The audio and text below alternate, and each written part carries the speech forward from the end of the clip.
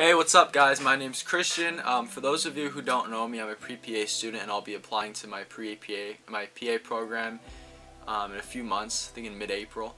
So what we're going to talk about today is why I chose to be a physician's assistant and pursue that career versus becoming a MD or a medical doctor and going to med school.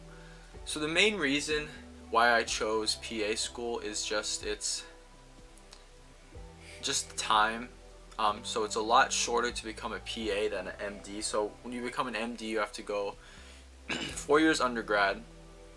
Most people typically take 1 to 2 years as a gap year until they get into med school, and med school is 4 years, and then you do a residency, which is anywhere from 3 to 7 years, and then you could further specialize in a fellowship.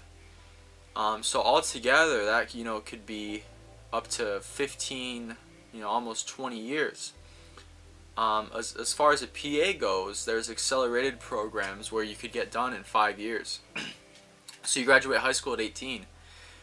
Let's say you start school at 19. You could be a PA and practicing at 25, which just doesn't happen in as a MD or anything like that. So that I think that's the main thing, is the time frame. Especially since I am a non-traditional student, so I am a little older than the typical applicant. So if I chose to go to medical school now, I'm still finishing up my bachelor's. If I chose to go to medical school right now, it would take me, I probably wouldn't get done and actually practice as a doctor until I'm 30. And by that time I would have built up a lot of debt, and I don't want to be in $100,000, $200,000 of debt, even $300,000 some doctors are in. When I'm 35. So I know I'm probably going to go into a little bit of debt through PA school if I don't get the scholarships that I'm hoping for. But it's going to be nowhere near what you would see as a MD. So the MD, I think the typical is like $200,000 to $300,000 worth of debt. Typical PA program, you're going to see about I think it was $112,000 of debt. The typical cost of a program is about $90,000 to $100,000. However, a lot of people have to pay for living expenses as well because you can't work while you're in the PA program. So that's why it's a little bit higher than the actual tuition itself. Plus you have loans from undergrad. So that's the main reason, is the time and also the debt coming out of school. Another big reason is because there's no MCAT. So the MCAT is the exam you have to take to get into medical school. Versus the GRE for PA school. There's talk about a PA CAT, which is kind of like the MCAT for PA school, but I don't think a lot of the schools have adopted that yet. And I would much rather take the GRE, which is a standardized, generalized test, and it's simply verbal and math. In the MCAT, they have like organic chemistry and all different sciences and biochem and all that. And I wasn't for that. And I believe it costs a little bit more. I'm not sure on that though, but I believe it does cost more than the GRE. So I took the GRE and I did fairly good on it. So no, that's also a big reason why I would chose PA school over MD, just because the prerequisites and all that. Another thing is work-life balance and the stress that comes with being a doctor. So the PA profession actually was voted the #1 profession by practicing PAs. I think it was the Business Insider, a story that came out. And just the availability of being able to switch specialties, like say you get into surgery and you don't like the environment that's involved in surgery, you could switch specialties and become like a psychiatric PA or a family medicine PA. And that fits with me personally, because I would like to start in family medicine and eventually branch off into emergency medicine and eventually work with the National Guard as well. So just to have that versatility to be able to go from family medicine, emergency medicine. I also have interests in surgery and psychiatry in the future, and it depends how my clinicals go. So I'm not really sure what I would like to do right now. And as a doctor, you choose whatever you want to do, and then you go through that residency. And if you want to switch specialties, you have to go through another 3 to 7 years of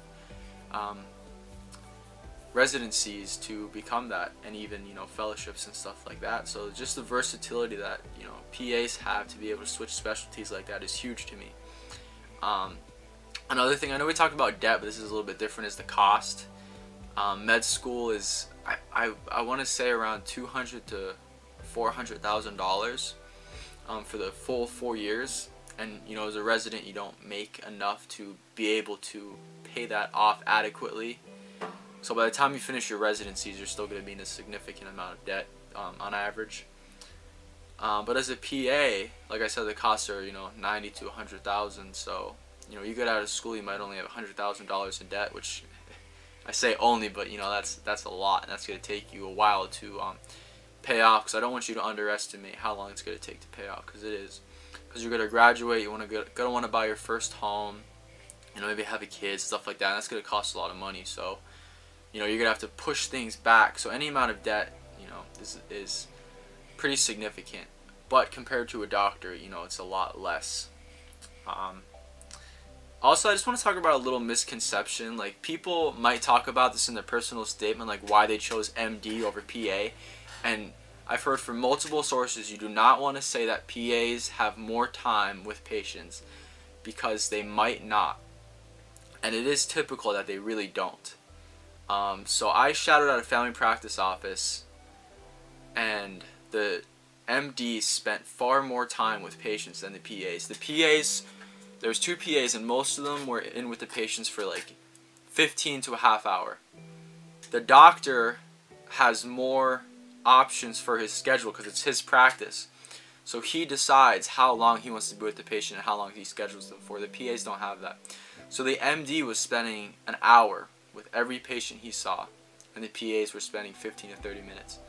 So as you can see, and even in, you know, different specialties like cardiology and all that, it might happen that the PA does see the patient more because the MD might be, you know, more busy, but it's not guaranteed, and that's not something that is typically accepted in the PA profession, where you're guaranteed to have more time with patients. So I don't want anybody to, you know, mention that in an interview, mention it in a application, because you're going to look naive to the admissions counselor, to put it plainly. You know, and I think that's pretty much it, why I chose, you know, PA over MD. I also wanted to mention that I did create a website. It's called the prepaforum.com, and you know, it'd be awesome if you guys could check it out. It's for pre-PA and PAs to discuss different, you know, PA profession related topics, like and also the admissions process, you know, the interviewing process, finances like scholarships and financial aid and all that, going through the CASPA process, everything like that. And you can feel free to answer any questions you want, ask any questions you want, just discuss random things, you know. And I really appreciate it if you guys would check that out, and that's prepaforum.com. And you know, that's all I got for you guys today. So thanks for joining in. If you enjoyed, please hit that like button, please hit that subscribe button, and I'll see you on the next one.